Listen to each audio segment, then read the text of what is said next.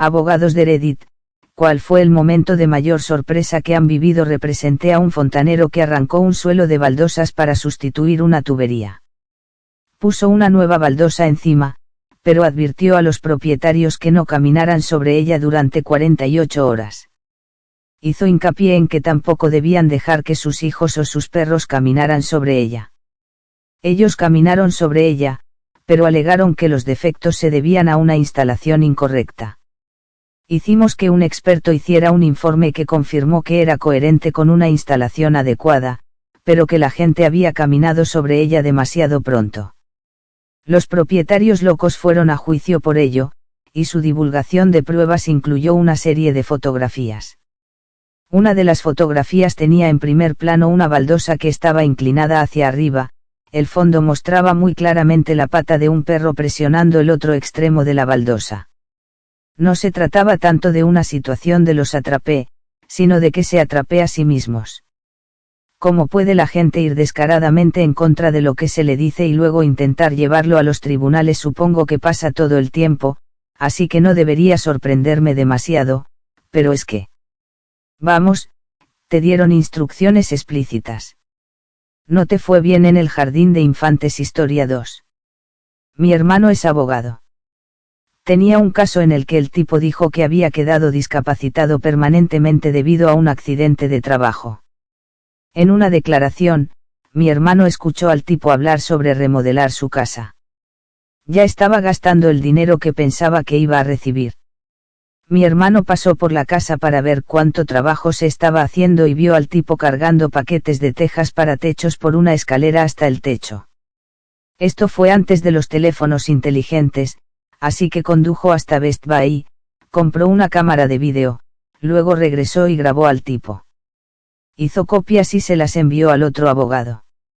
El tipo retiró la demanda y regresó al trabajo el lunes siguiente.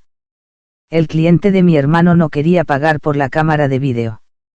Les ahorró miles de dólares. Finalmente pagaron, pero todavía se enoja un poco cuando habla de eso. Si vas a ir a juicio diciendo que tienes esta lesión debilitante, vamos, al menos finge que lo tienes en tu propia vida también. Te van a atrapar. Esto es muy estúpido. Eres tan estúpido que mereces que te atrapen por esto al 100%. Historia 3. Trabajé como asistente legal investigadora en un caso de secretos comerciales que involucraba al fabricante de ruedas dentales para moler los dientes. Es una larga historia, pero síguela. La empresa era un pequeño fabricante familiar, pero fabricaba el mejor producto del mercado en una pequeña fábrica en medio de la nada. Vendía cantidades masivas de producto debido a la calidad. Su ubicación era lo suficientemente remota y el propietario pagaba tan bien a los empleados que se quedaban allí para siempre. Todos ellos habían trabajado allí durante más de 30 años. Cuando el fundador de la empresa murió, se vendió a la empresa internacional B porque los hijos y nietos no tenían ningún interés en la empresa. La empresa B cerró la antigua fábrica e intentó utilizar la fórmula de la empresa en sus instalaciones. La empresa B no pudo hacer que la fórmula funcionara. Ahora entra en escena la compañía C, otra compañía internacional que perdió la licitación para comprar la compañía A. Cuando la compañía C se enteró de los problemas que tenía la compañía B, compró las antiguas instalaciones de la fábrica y luego volvió a contratar al antiguo personal para reiniciar la producción. Todos los empleados de la antigua compañía estaban encantados de tener de nuevo sus puestos de trabajo bien pagados y se pusieron a trabajar de nuevo produciendo artículos de mejor calidad, y el producto de la compañía C funcionó. La compañía B demanda a la compañía C por violación de secretos comerciales. Cuando se compra una compañía, se compran sus secretos comerciales, y esta compañía tenía muchos. Este producto era solo una parte, pero también la parte más rentable de su operación. Por lo tanto, la compañía C, debido a su acción, fue acusada de violar las leyes que rigen los secretos comerciales. La compañía B incluso logró obtener una orden de restricción temporal contra la compañía C en un tribunal federal, y la compañía C tuvo que dejar de fabricar en la antigua planta que ahora es de su propiedad. Aquí es cuando entró en escena. Nuestra firma representaba a la compañía C. Me asignaron la tarea de entrevistar a todos los empleados. Estaba en la sala de estar de esta encantadora señora mayor de unos 50 años que me ofreció bocadillos, me preguntó si estaba casado y quería emparejarme con su nieta. La mejor y más divertida entrevista de todas. Luego suelta la bomba. Le pregunté cómo sabía cómo hacer el producto. En todas mis entrevistas anteriores decía que tal y tal persona les enseñó. Ella dijo que según las instrucciones en la pared. Un momento de silencio total. Lo siento, instrucciones en la pared sí, dijo, nadie las mira nunca, pero hay un tablero en la pared con las instrucciones. Llamé al conserje de la instalación desde su teléfono sí, esto fue antes de los teléfonos celulares y le pedí que me encontrara allí. Abre el lugar y, sí, cubierto de probablemente 40 años de polvo, lo que lo convierte en parte del fondo, hay un tablero con todo el proceso. Así, cuando la empresa B vendió la fábrica, que finalmente fue comprada por la empresa C, la empresa B vendió accidentalmente el secreto comercial a la empresa C porque lo abandonaron en la pared. Busqué pruebas serias sobre esto. Mis mejores fotos fueron las del ex conserje de más de 65 años quitando el polvo de las páginas, quitando todo el tablero de la pared, poniéndolo en una bolsa de papel y sellándola para que nunca lo tocara. En cada foto, sonreía para la cámara, su expresión completa no tenía precio en cada foto. Eran muy graciosas. El juez del Tribunal Federal se partió de risa cuando escuchó los detalles de lo que encontré para revocar la orden de restricción. Cuando abrió la bolsa, se rió aún más. La fábrica volvió a abrir de inmediato. La empresa B y C llegaron a un acuerdo al acordar que ambas podían usar el secreto comercial, pero no podían venderlo a nadie más. Lo que realmente descubrieron fue que esas ancianitas habían cambiado ligeramente la fórmula a lo largo de los años y la habían mejorado con el tiempo. Incluso la fórmula en la pared no funcionaba tan bien como estas ancianitas. Por lo general, cuando hay publicaciones que abordan este tipo de temas específicos, tiendo a evitarlos. Sin embargo, creo que, aunque parezca un tema específico, cualquiera puede apreciarlo, sabes, espero no estar equivocado. Me pareció divertidísimo. Historia 4. No soy abogado, pero cuando estaba en el ejército, me acusaron de algo que no hice. Tuve que ir a juicio por ello y, durante el juicio, el fiscal comenzó a detallar esta investigación y cómo habían vigilado mi apartamento durante meses. Presentaron como prueba una foto de mi apartamento y, cuando la publicaron, miré sorprendido a mi abogado porque esa no era una foto de mi casa. Era el apartamento de mi exesposa, un lugar en el que nunca había vivido, ni siquiera había pasado una sola noche allí. Yo vivía en una casa, ella vivía en un apartamento. Y cuando le preguntaron a mi abogada si se oponía a que la foto se presentara como prueba, respondió, no me importa que la presenten como prueba siempre y cuando cambien la descripción. Y cuando uno de los miembros del panel, no un juez, una junta de 3 miembros, le preguntó qué había de malo en el listado, ella lo miró y dijo, ese no es su apartamento. Además de esto, la testigo que usaron en mi contra describió haber ido a mi casa la noche en cuestión y nombró la subdivisión donde me había visitado. Excepto que ese tampoco era el lugar donde yo vivía. Tampoco era el lugar donde estaba la foto que tenían. El caso fue desestimado y me dijeron que solicitaron a la testigo que regresara para responder preguntas sobre perjurio. Historia 5. Representé a un cliente por conducir bajo los efectos del alcohol que me juró una y otra vez que no había estado bebiendo ni tomando drogas. Un oficial novato que tenía a su oficial de entrenamiento de campo con él en el auto. El novato detiene al cliente por una infracción de matrícula. Camina de regreso al auto con la cámara corporal aún encendida. El oficial de entrenamiento dice, sáquenlo por conducir bajo los efectos del alcohol, y el novato dice, pero no está intoxicado, a lo que la respuesta fue, háganlo de todos modos. La cámara corporal se apaga. Se enciende 7 minutos después cuando están haciendo ejercicios de sobriedad de campo con mi cliente. El cliente estuvo detenido durante 3 semanas hasta que finalmente obtuve la cinta del fiscal y se la presenté al juez. Las miradas de mierda del fiscal y el oficial de entrenamiento de campo cuando el juez vio la cinta. Atesoraré esa.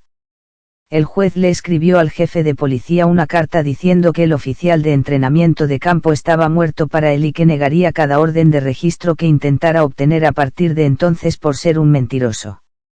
El cliente, con suerte, todavía está en camino con su abogado civil en una demanda.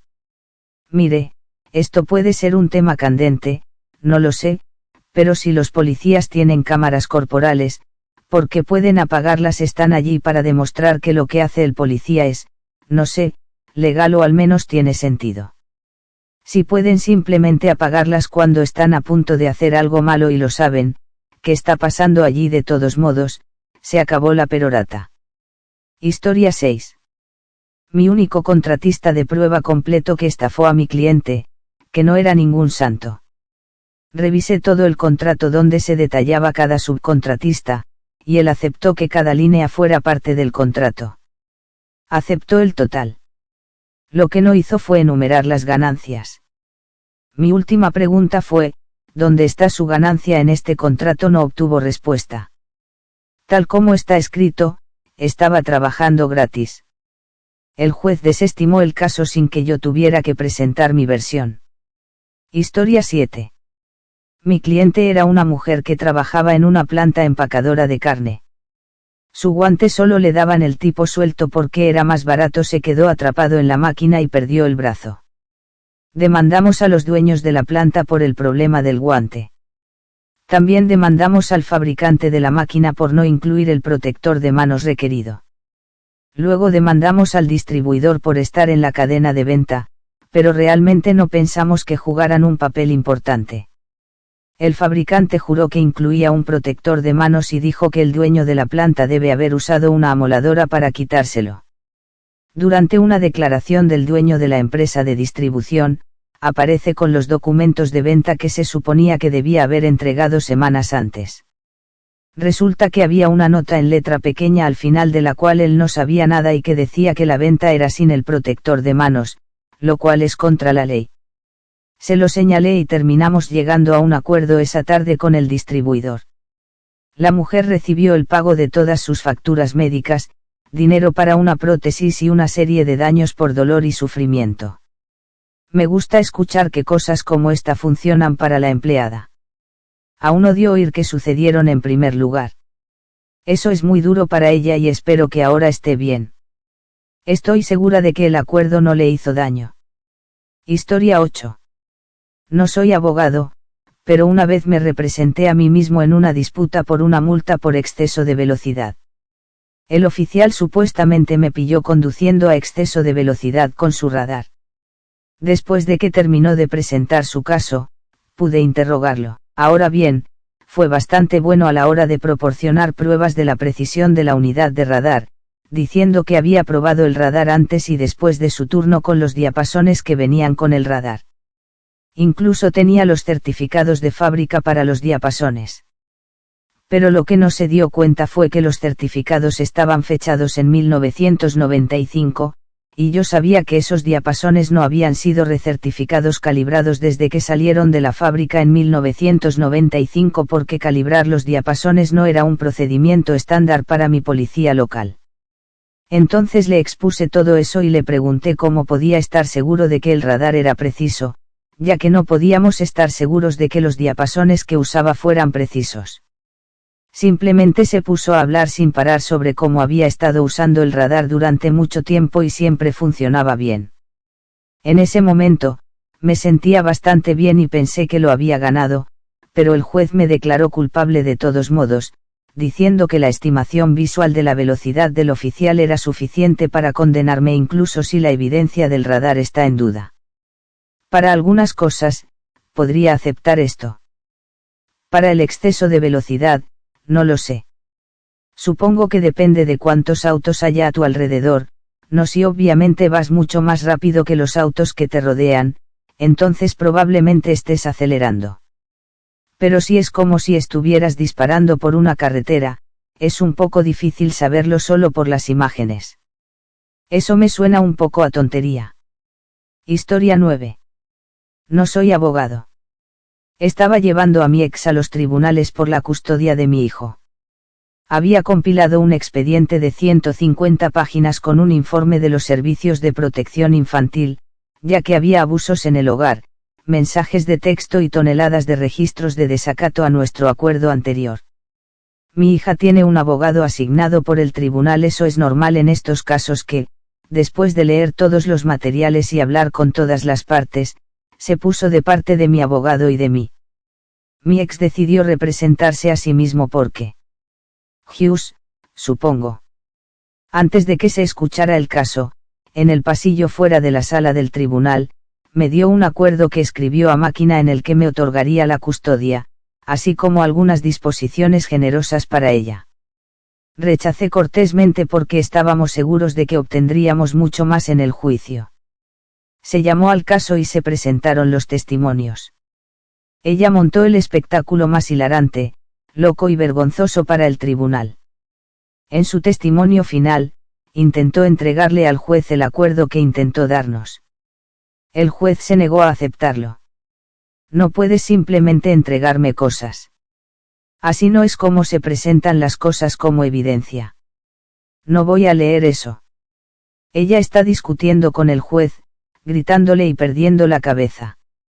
En la locura que estaba soltando, dijo, y este acuerdo le da la custodia, que es una de las cosas que él busca, en lo que supongo que fue un intento de demostrar que ella está intentando un compromiso. Mi abogado irrumpe en una declaración rápida. Está bien, entonces, ¿estás de acuerdo en que el padre tenga la custodia completa? Ella espeta con ira acalorada. Sí, eso es lo que acepté. Nuestra parte se queda en completo silencio, y el juez, después de mucho esfuerzo, termina su pequeño arrebato, da su veredicto final, que comienza con otorgarme la custodia y ponerla en terapia ordenada por el tribunal. Literalmente entregó la custodia de su hija en una acalorada discusión con el juez. Debo decir que alguien tan volátil como para que esto le pase probablemente no sea el mejor padre. No conozco toda la historia, pero parece que Ope fue la mejor madre a la que se pudo elegir. De todas formas, es duro para el niño, no me malinterpreten. Historia 10. Represento a inquilinos en procedimientos de desalojo. Como los propietarios son propietarios, tengo muchas historias que me han pillado. La más reciente fue la semana pasada en un caso clásico de él dijo ella dijo. Todo el caso dependía de a quién le creyera el jurado. Cuando la propietaria prestó juramento antes de testificar, dijo innecesariamente, sí, sobre la Biblia, cuando se le pidió que dijera la verdad, toda la verdad, etc. Su testimonio, sin embargo, fue evasivo. Evitó responder a casi todas mis preguntas. Incluso evitó responder algunas de las preguntas de su propio abogado. Durante un receso, pero todavía en medio de su testimonio, se la vio fuera de la sala del tribunal a la vista del jurado susurrando con su abogado y un miembro de la familia sobre lo que obviamente se suponía que debía decir en el estrado. Cuando se levantó, lo primero que hice fue preguntarle de qué estaba hablando con su abogado y su familiar fuera de la sala del tribunal. Exigí saber si le estaban diciendo cómo responder a mis preguntas. Su abogado se opuso. El juez desestimó la objeción y ordenó a la testigo que respondiera. La testigo respondió, mi vida es mi vida. Durante los alegatos finales, su abogado intentó argumentar que ella debía haber estado diciendo la verdad porque juró sobre la Biblia, aunque no tenía por qué hacerlo. Eso significaba, según él, que se tomaba su juramento más en serio que la persona promedio, es decir, mi cliente, que no se molestaría en jurar sobre una Biblia cuando no se lo pidieran. En mi respuesta, estuve de acuerdo con el abogado del propietario en que su cliente debe tomar en serio su juramento de decir la verdad. De hecho, debe haberlo tomado tan en serio que se negó a mentir bajo juramento cuando su testimonio veraz habría hundido su caso. Así que, en lugar de eso, simplemente se negó a responder a casi todas las preguntas que le hicieron. El jurado regresó en unos 30 minutos con un veredicto de 120 a favor del inquilino. Historia 11. No soy abogado, sino camarógrafo legal. Este caballero reclamaba lesiones y buscaba daños y perjuicios contra su empleador después de una caída en el trabajo. Afirmaba que no podía levantar el brazo derecho por encima del hombro debido a la caída. Primero llega la declaración y el abogado del acusado me contrata para grabar en vídeo la declaración del demandante. ¿Alguien sabe qué es lo primero que un taquígrafo judicial le pide que haga en una declaración? Levante la mano derecha y repita después de mí. El demandante levanta el brazo derecho por encima del hombro con facilidad y sin mostrar signos de incomodidad. No tiene idea de lo que acaba de hacer. Ambos abogados estaban mirando sus notas cuando esto sucedió y ninguno de los dos se dio cuenta. El demandante no se dio cuenta. El taquígrafo judicial lo miró a él y luego a mí, y sus ojos se abrieron de par en par al darse cuenta de lo que acababa de suceder. Se realizaron 4 horas de declaración en las que se le pidió al demandante varias veces que mostrara su rango de movimiento y procedió a fingir que no podía levantar el brazo por encima del nivel del hombro, como lo hizo al comienzo de la declaración. La declaración termina, el abogado del demandante se va. Llamo al abogado de la parte contratante de la defensa y le muestro los primeros 2 minutos de la cinta. El abogado me susurra emocionado: caso cerrado. Acabas de ahorrarnos decenas de miles de dólares. Recibí una bonificación de 5,000 y el caso del demandante fue desestimado sin perjuicio. Historia 12. Un ex cliente mío se declaró en quiebra y, en relación con ese caso, presentó una demanda contra su arrendador por violar la suspensión automática. Para probar los daños, quería demostrar que pagó a mi firma los honorarios legales en relación con la reclamación del alquiler por parte del arrendador en violación de esta suspensión. Entonces, el abogado de quiebras de este ex cliente me entrega una citación para que me presente en la audiencia de quiebra. No me hizo ninguna pregunta antes, sino que simplemente me dio la idea general de cuál era el objetivo, es decir, verificar con el tribunal el tiempo que dediqué y el costo para su cliente. El abogado de bancarrotas llamó a su cliente, mi ex cliente, al estrado primero. Le hizo preguntas relacionadas con la contratación de mi firma para hacer esto y aquello en relación con su arrendador. Aparentemente, eso no es suficiente, el abogado de bancarrotas quiere que verifique estos hechos también. Me ponen en el estrado y me piden que verifique la factura. Primero me opongo a la pregunta como medida de precaución, ya que puede ser una violación del privilegio abogado-cliente responder a la pregunta y cubrirme ante cualquier reclamo del colegio de abogados o de mi ex cliente. Como se predijo, el juez anula la decisión y me ordena que responda. Reviso la factura y respondo: no, esta no es mi factura. Su abogado: yo, no entiendo. Este es el logotipo y la información de su firma, ¿verdad? Sí. Y usted proporcionó estos servicios legales, ¿verdad? No. Un abogado muy confundido comenzó a deducir lentamente, después de un par de preguntas adicionales, que este idiota de nuestro cliente había inventado mi factura para demostrar sus daños. No hace falta decir que podría haberle avisado a su nuevo abogado, pero no iba a ayudar a alguien que había cometido perjurio ante el tribunal usando mi nombre. Lo había representado en un asunto completamente diferente, y este tipo estaba tratando de ganar algo de dinero extra a través de esta audiencia de quiebra. 2 lecciones: cuéntele todo a su abogado y, como abogado, asegúrese de que su cliente se sienta cómodo contándole todo. Historia 13. Interrogatorio de un constructor de viviendas a medida que tenía un contrato de suma global precio fijo en lugar de costo más, lo que significa costo de los materiales más X% como honorarios del constructor. Afirmó que puso un 20% más de mano de obra materiales en la construcción de la casa de lo que preveía el contrato, y estaba demandando por estos costos excesivos.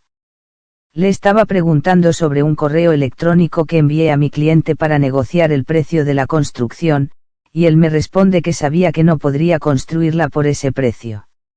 Levantó la cabeza de golpe, la del socio supervisor también, y el abogado contrario palidece. El diálogo fue algo así como esto: usted cotizó el precio X y usted sabía que no podría construirla por ese precio sí. Usted sabía que el propietario confiaba en esa cotización sí. Usted sabía que el propietario no habría firmado el contrato sin esa declaración sí. Y usted le dijo al prestamista del propietario que podía hacerlo por X sí. Y el banco confió en ese precio y no habría otorgado el préstamo si hubiera sido incorrecto sí. Esto es un fraude típico, y él no tenía ni idea. El constructor fue desprestigiado en el laudo arbitral y recibió una importante indemnización punitiva. 5 minutos de testimonio hundieron su caso porque ofreció información sin que se le pidiera. Historia 14.